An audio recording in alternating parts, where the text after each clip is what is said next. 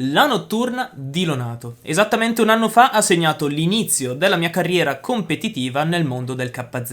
E se avete visto il video, per mancanza d'esperienza, l'ho buttata via nel peggiore dei modi. E quindi ora, da veterano del mondo delle gare con ben 4 competizioni alle spalle, sono più carico e cerco quantomeno di non farla andare come l'anno scorso, anche se pure questa volta è successo di tutto. Quindi andiamo con ordine. Sono circa le ore 6:30 del mattino del 4 settembre 2021 quando siamo entrati nel nostro pandino per dirigerci al South Garda Karting. Una volta lì abbiamo scaricato il kart e preparato la nostra postazione, così da essere pronti per entrare in pista. E per questa competizione, oltre chiaramente a girare nei turni di gara della sera, l'idea era quella di prepararsi tutto il venerdì e tutto il sabato, perché questa gara appunto si svolge con una gomma a cui non sono abituato. Quindi chiaramente devo adattarmi girando il più possibile. E appunto, dato che c'era un po' di confusione sotto l'ultimo video, in questa gara si usano le Vega France SL4, quelle con l'etichetta rossa. Sono delle gomme a mescola dura, quindi hanno un'ottima durata a discapito di una scarsa prestazione. E paragonandole alle gomme che di solito uso io, se la Vega bianca è la gomma più morbida che ho usato e vicino a lei troviamo una MG gialla con delle prestazioni simili, anche se forse un paio di decimi peggiori,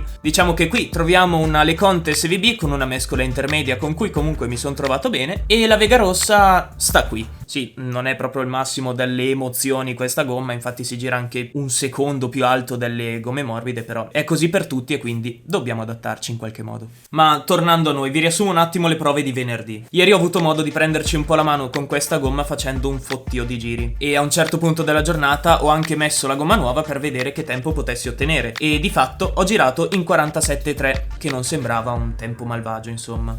Tuttavia nel pomeriggio di sabato, provando e riprovando ancora con questa gomma, non è andata proprio come mi aspettavo. Io oggi pomeriggio ho avuto un po' di alti e di bassi, nel senso che mettendo la gomma nuova non ho ottenuto chissà quale tempo, invece ieri ero andato mi pare 2 decimi meglio, quindi sicuramente in qualifica devo stare attento. Ma nonostante ciò, come sempre, elimino tutti i pensieri negativi e resto concentrato e molto carico per questa gara. E così appunto ho continuato a provare tutto il pomeriggio per affinare un po' quelle piccolezze di guida che comunque andavano migliorate. E però progredendo nella giornata mi rendevo conto che non avessi idea di a che ora corressi, perché non era stato pubblicato nulla né sugli orari né sull'elenco iscritti, e solo alla fine della giornata di prove libere, quindi verso le 4, posso dire che finalmente è uscito il programma, ed essendo che siamo tipo un sacco di piloti nella KZ Top Driver, ci hanno divisi in 2 batterie, una che inizia alle 17:34 e l'altra che inizia alle 17:48 se non sbaglio, giù di lì. E quindi nulla, adesso proveremo in un warm up da 5 minuti, che sinceramente sono anche pochi, nel senso porto la gomma in temperatura e ho il tempo di fare tipo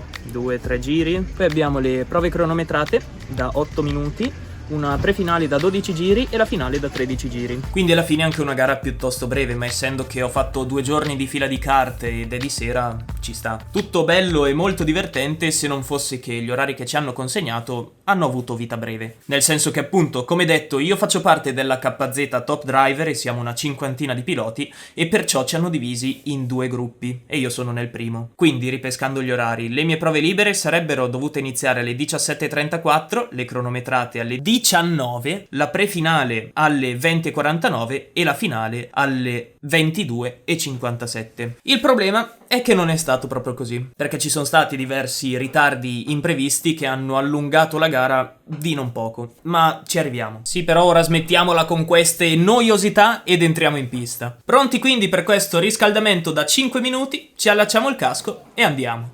Faccio quindi i miei giri, riscaldo le gomme, ci prendo un po' la mano e faccio anche qualche piccola prova sul kart riguardante il ripartitore del freno. E se non l'avete ancora fatto, guardatevi il video in alto a destra, anche se è un po' vecchiotto. È abbastanza interessante. E purtroppo questa sessione si conclude presto, ma comunque ho fatto le mie prove. Quindi usciamo, torniamo in tenda, cambiamo le gomme e ci prepariamo definitivamente per le qualifiche delle 19:55. Vabbè, abbiamo aspettato un'oretta per un po' di ritardo, ma su via. Comunque direi di smetterla di perdere tempo ed iniziare a fare sul serio in questo turno di qualifica. Ah, e piccolo appunto, d'ora in poi non vedrete più riprese con la GoPro stabilizzate perché in gara non si può montare, e quindi sto usando una videocamera interna, la Cambox. La qualità non è eccellente, la stabilizzazione fa abbastanza schifo, ma sto ancora trovando una soluzione migliore.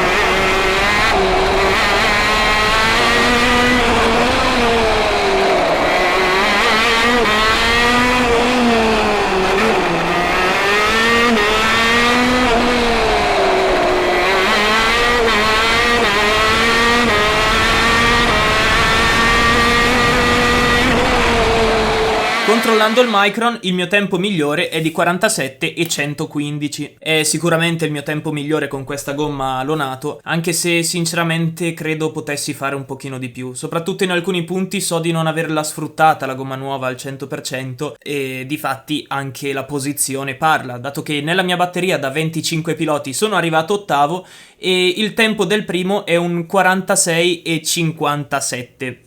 Io davvero alzo le mani, va bene. A parte gli scherzi, il distacco è abbastanza alto, quindi sicuramente avrei dovuto sfruttarla meglio. D'altronde a gomma nuova devo ancora lavorarci tanto. Però comunque, ottava posizione, partiamo in quarta fila nella prefinale, nella nostra batteria, e alle 22:21 siamo pronti per entrare anche in questo turno da 12 giri, e sarà tosta. Parto all'interno, quindi devo cercare subito di impormi e trovare il mio spazio e di mantenere la posizione e sfruttare tutti i possibili errori degli altri. Sarà dura, considerando anche che nelle scorse partenze non sono andato esattamente in modo eccellente, però sono davvero determinato.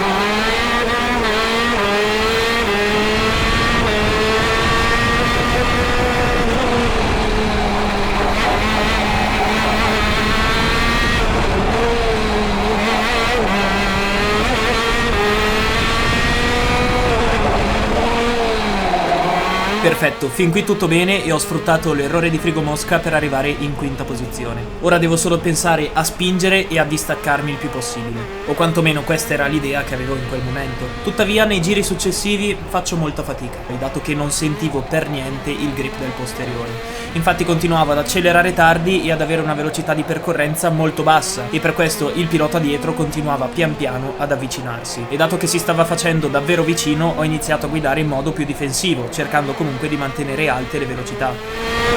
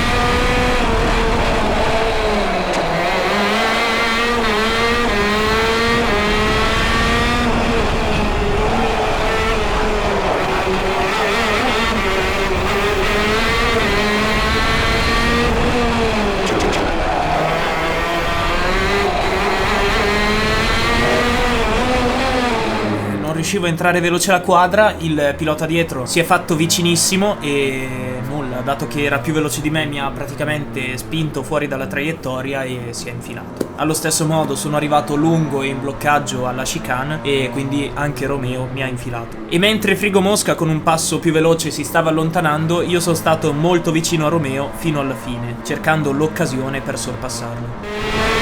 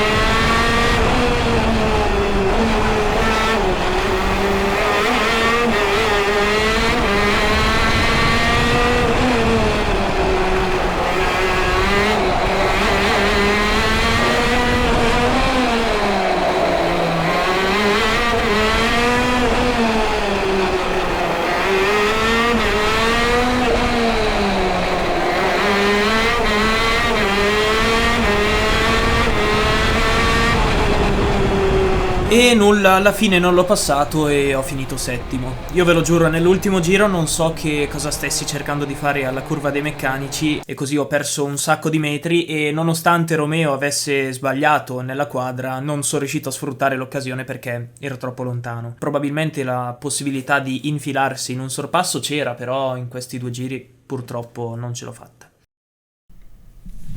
Ok, lo so che mi starete insultando in tutte le lingue del mondo, ma questa finale non ve la farò vedere oggi. Questo perché è stata molto intensa e bella da vedere e per questo voglio mostrarvela nella sua interezza, solo che verrebbe un video davvero lunghissimo. Perciò, se siete curiosi di sapere come va a finire questa notturna di Lonato, vi invito come sempre ad iscrivervi e ad attivare la campanella delle notifiche per non perdervi la seconda parte. Ve lo assicuro, ne varrà la pena. Quindi nel frattempo spero che il video che avete appena visto vi sia piaciuto ed in tal caso, come sempre, vi invito a mettere un mi piace e a farmi sapere la vostra opinione qui sotto nei commenti. Quindi per oggi è tutto e noi ci rivediamo davvero molto presto. Alla prossima!